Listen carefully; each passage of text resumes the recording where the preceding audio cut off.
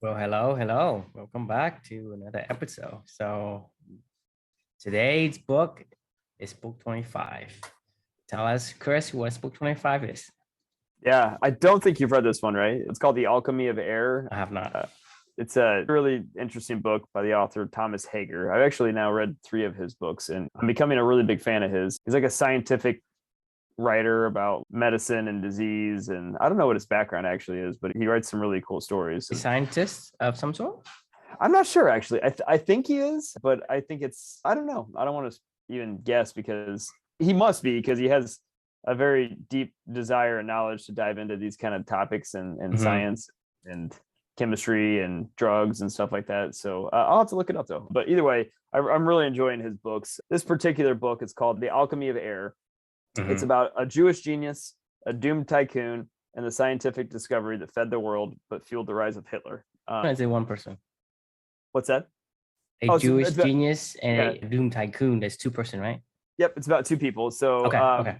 the story is about, at a high level, it's the story of turning air into fertilizer. There was at the beginning of apparently the century, I didn't know this stuff until I read this book, but like in the early 1900s, there was a burgeoning food crisis where people were worried that we were overpopulating the world and that we were running out of farmable land of how to produce crops fast enough to be able to feed the world, with our agricultural revolution that we've talked about, like in Sapiens in the past and stuff like that. And now that was what was sustaining us and feeding us. And people were like, look, I don't know how we're going to keep feeding people. Like we're out of fertilizer. We're out of land. We can't just manufacture this stuff. So apparently fertilizer, you find it in things like poop and, and other natural occurring fertilizers that are out there in this world, but it's the nitrogen that's in it apparently that's like so powerful. So what this Jewish genius and the doomed tycoon did, their names were Karl Bosch and Fritz Haber.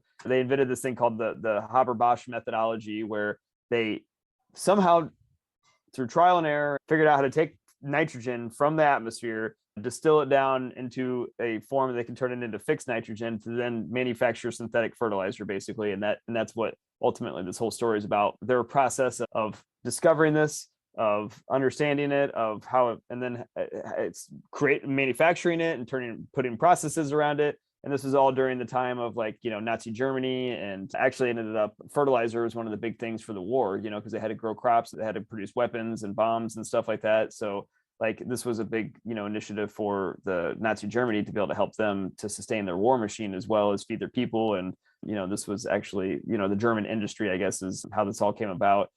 And in general, they were already searching for these things, but then it just happened to time up with the same time. And that's why the end of the title says, how it helped fuel the rise of Hitler, because in a weird way, it did help sustain their population longer, because they were able to feed them and produce more arms. Anyway, long story short, that's the book. The reflection that I wrote was, humans. Am I even sharing my screen? I'm not, am I? No, you're not. Yeah. So the reflection that I wrote was called Humans versus the Universe and Who Will Win. This whole story just kind of blew me away, to be honest with you.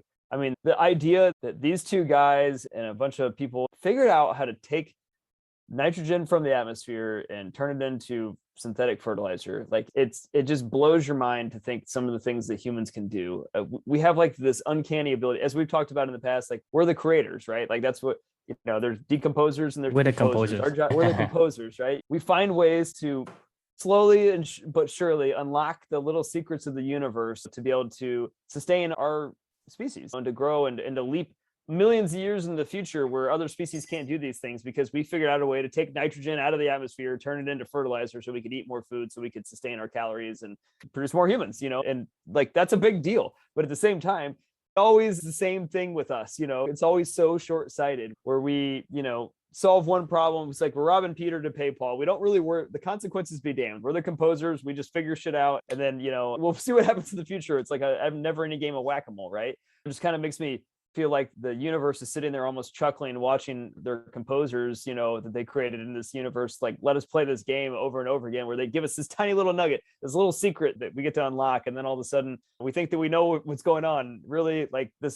universe has been playing this infinite game for forever, where they have these like finely tuned checks and balances in place, where it keeps everybody in harmonious order. And then all of a sudden our dumb little asses come out here and we're the composers and we just want to go do some crazy stuff. Look at these idiots. They just figured out how to grow from a billion people to now to, I don't know, 20 billion people. I don't know. Well, eventually at some point in time, I'll put my finger down on this and stop this whole thing, and or maybe they won't. I don't know. I just thought it was a really interesting story and it just made me think like, how brilliant we are. And at the same time, how stupid and short-sighted we are. And we're always kind of just robbing Peter to pay Paul. But at the same time, like we can do some amazing stuff, but sometimes it's just short-sighted. So my question that I was left with that I wanted to leave anybody else following along with this reflection was, how do the actions that you make impact all the things going on around you? And to not, like, who the hell knows what this one tiny discovery is going to do to feed the rest of the world and what changes this will make and the balance of the world that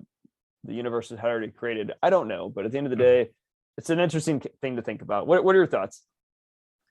So the reflection title, humans versus the universe, who will win? To me, that's a pretty easy question to answer.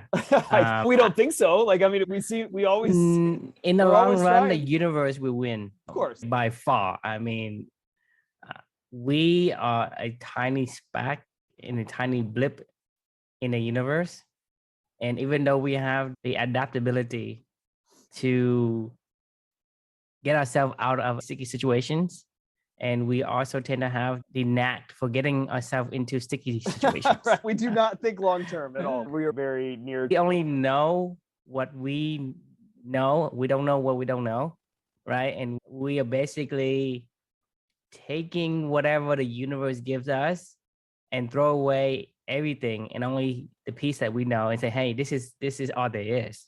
Right. Similar to Kahneman's what you see is book, Thinking Fast and Slow. What you see is all there is. Yeah. But in reality, what you see is never all there is. % of what's out there. And so to me, it's all about having a compound selections, a compound effect.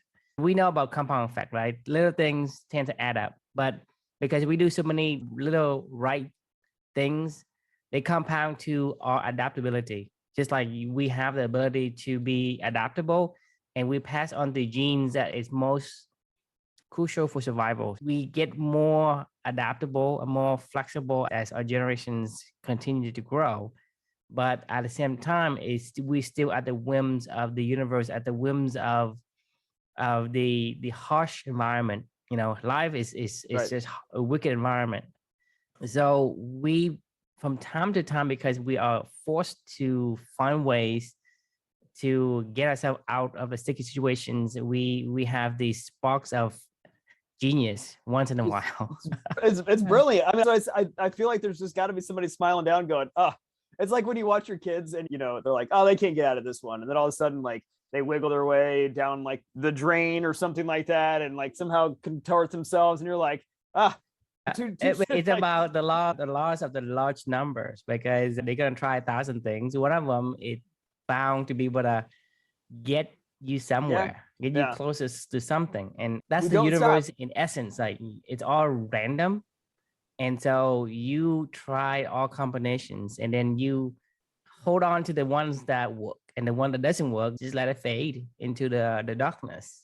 Right. And so that's how I see the universe. To me, there's no ultimate, like, hey, the universe is watching you in a way. The universe doesn't care about us because the universe is huge, and we just like, I mean, it's got a whole lot of things to worry about and keep in harmony and balance, like right. not just us. We're just a little dumb. We're just a speck, and we just a little blip in space, a speck in space, and a blip in time. Right. And so the universe, it's one of those things where we think we know the universe, and we think the universe revolves around us, just like we think the sun revolves around us in the beginning. It's not what we see is not all there is. So yeah, but you got to give us some credit, man. We can be pretty smart sometimes, or pretty creative, Yes. And for us, we like catapult our species just like millions of years into the future constantly, Yes. I mean, it's no doubt. I mean, we are the apex of the apex species right now, and that that's something. Right. But if you're pitting humans against the universe, It seems like a very, very tall order. Think if the universe gave us a billion years, you don't think we could catch up to all the secrets? Hell no. You don't think so? The There's universe got to be a I mean, tipping you point at can't some even point. count. We can't even count how many galaxies there are in the universe. Right. Yet to count the stars in a galaxy, yet to count the planets inside the galaxy, right?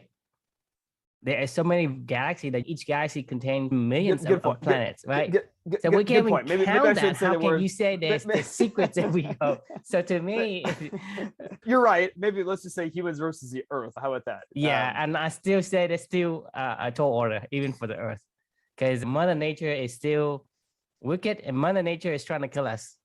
What's funny about this whole thing is we think that we're so smart for creating synthetic fertilizers, and we're like, well, the universe has been creating fertilizer for forever, to be able to like feed everybody. Like they just did it in a more sustainable. Where does nitrogen comes from?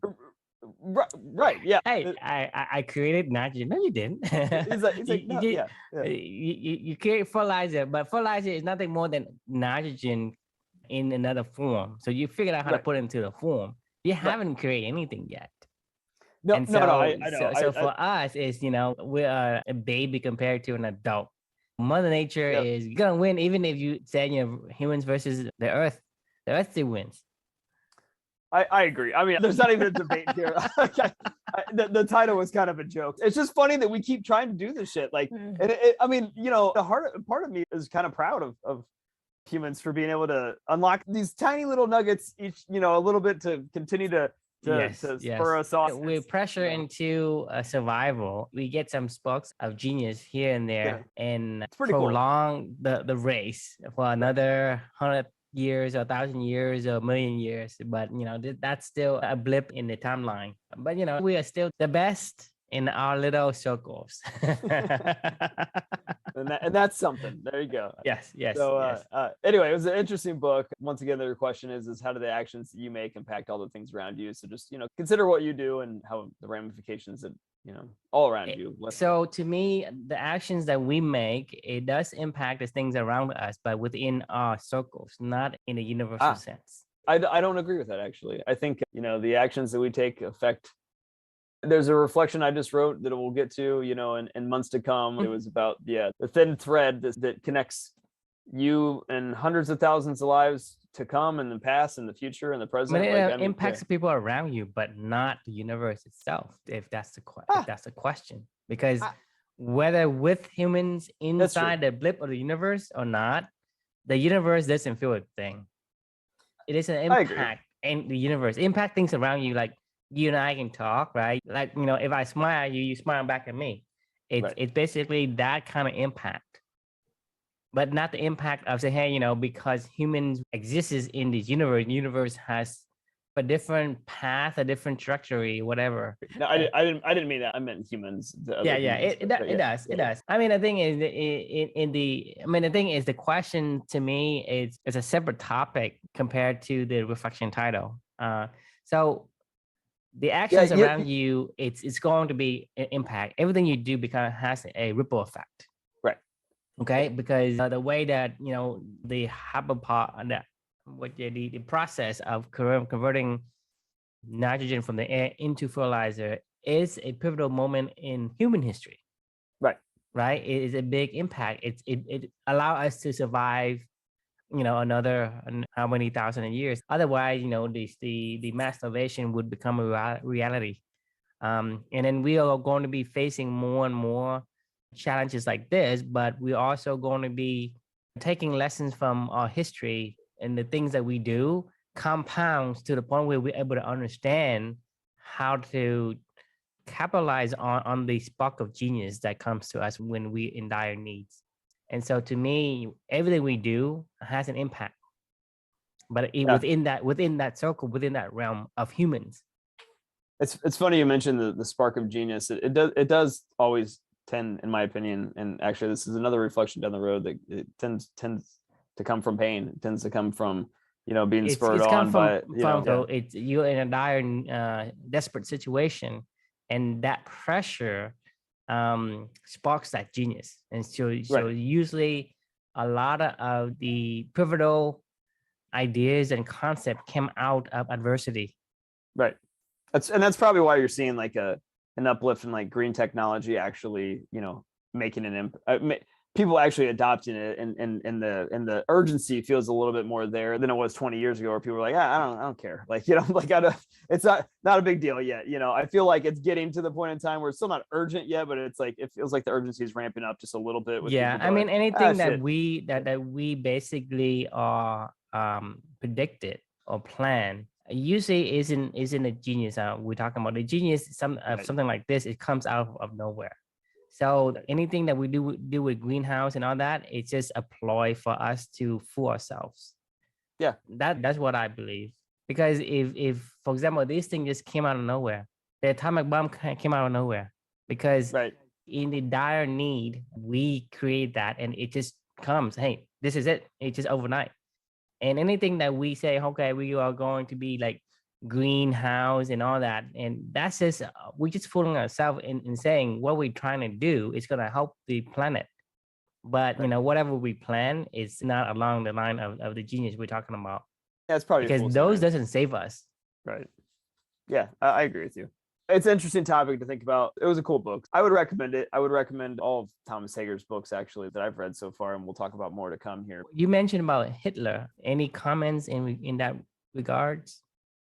It was more about the macro dynamics of the time period and how this discovery, which was initially because of the whole potential food crisis thing, and then German industry was really good with chemical productions and had a lot of industrial, a lot of very, very technical savvy. Like the people that were in there were searching for a solution around something similar like this. And then the World War II and World War I started happening around the same time frame. And Hitler used some of the production facilities and the whole Faber Bosch methodology. It's like its own manufacturing process. So do you think that without this process, Hitler wouldn't have been able to do what he had done?